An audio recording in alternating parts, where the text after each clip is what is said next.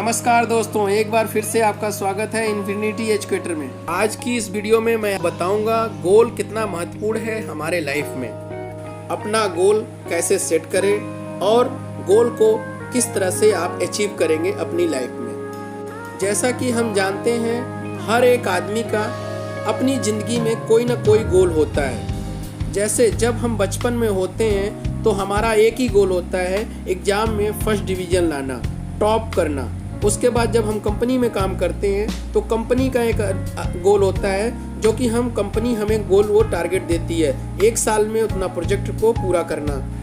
प्रत्येक कर्मचारी अपनी कंपनी में या तो अपने प्रोजेक्ट पर खुद का नाम बनाना चाहता है, कई कर्मचारी अपने काम के क्षेत्र में एक्सपर्ट भी बनना चाहते हैं। हालांकि छोटे कदम आगे बढ़ाने के लिए पहले लक्ष्य निर्धारित करने होंगे, सुनिश्चित करने के लिए कि आप अपने कैरियर की दिशा में जा रहे हैं। आपके स्पष्ट और संक्षिप्त लक्ष्य निर्धारित करें, सुनिश्चित करें कि आपके लक्ष्य यथार्थवादी और पर्याप्त हैं।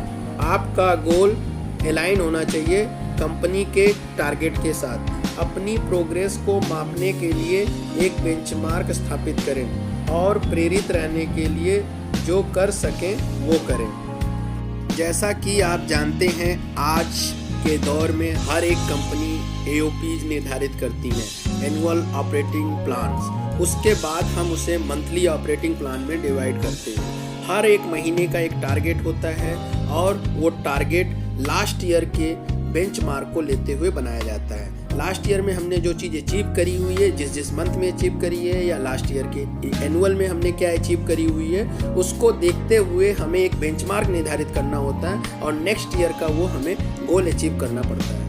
उसके बाद हमारे डिपार्टमेंटल्स गोल्स होते हैं, जो कि डिपार्टमेंट वाइज हम उसे निर्धारित करते हैं। हर डिपार्टमेंट को वो अचीव करना पड़ता है। जब डिपार्टमेंट अचीव करेगा तभी वो कंपनी अपने मूल टारगेट को पूरा कर पाएगी। गोल को निर्धारित करने के लिए आपको निर्णय लेने की आवश्यकता है कि आप वास्तव में क्या करना चाहते हैं और फिर एक जैसी योजना बनाएं, अपना एक प्लान बनाएं जो आपको आपके गोल की तरफ ले जाने में सहायता दे। अपने गोल को एक पेपर पे लिखिए। जैसा कि मैंने बताया है कि अगर आप किसी चीज़ को लिखते हैं तो 70% याद रहता है, क्योंकि गोल को पेपर पर रखना उसे याद रखने से कहीं अधिक है। जब आप अपने लक्ष्य को पेपर पे लिखते हैं तो यह आपको याद दिलाता रहता है कि आपको क्या करना है और कैसे करना है। चाहे आप छोटे से ही शुरू करें, बट आपको अपना गोल बड़ा रखना चाहिए, जिससे कि आपकी बड़ी अचीवमेंट हो। आपको अपने गोल के प्रति रियलिस्टिक होना चाहिए। ऐसा भी ना हो कि आप उससे अलाइन ना कर पाएं।